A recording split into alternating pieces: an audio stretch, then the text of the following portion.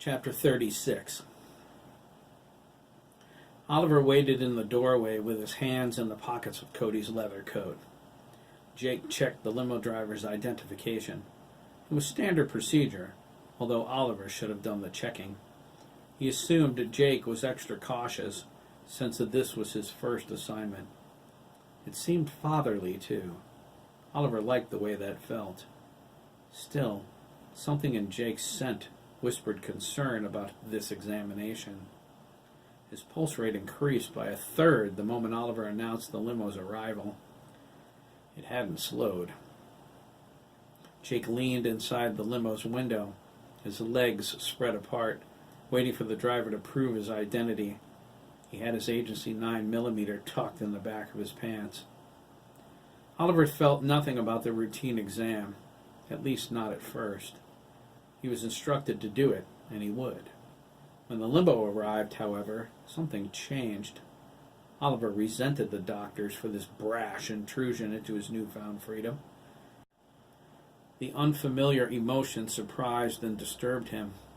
There was an air of contentment in the complex, a sense that things were exactly the way they were supposed to be. Out here, Oliver expected a modicum of release. He was resigned to return to the complex at the end of the trial period. He hadn't anticipated anything other than enjoying himself. He was wrong, and his resentment ignited. Cody came up behind him and put his hand on Oliver's shoulder. His scent was different, too. There was an expectant smell to it, as if he were waiting for something terrible to happen. Oliver found it difficult to screen out these emotions. Jake and Cody had enough anxiety between them for 10 men. Oliver wanted this exam to be over. He wanted to be able to say, "No thanks, I feel fine. We'll have to do this another day. It's Christmas Eve after all." But that was impossible. He looked sadly at Cody, who nodded sympathetically in return. "I understand," Cody said, rubbing his shoulder. "You'll be back soon enough." He managed to smile. "When you get back, I'm going to show you the true meaning of Christmas." "The true?" Oliver began. He noticed Jake walking back from the limo, his head hanging down. "Okay, kiddo," he said. "Time to go."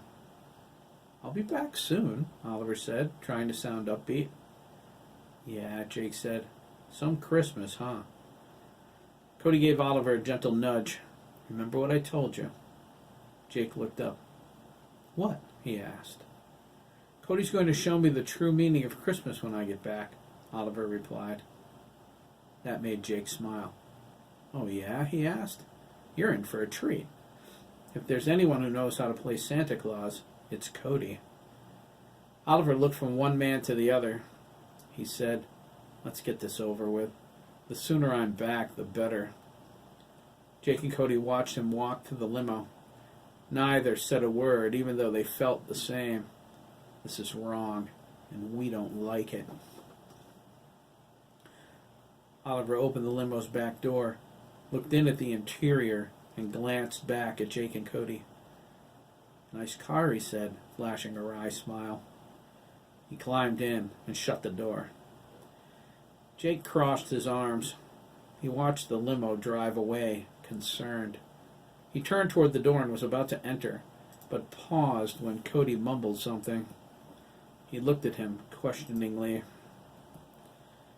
Cody waved him away. "It's nothing," he said.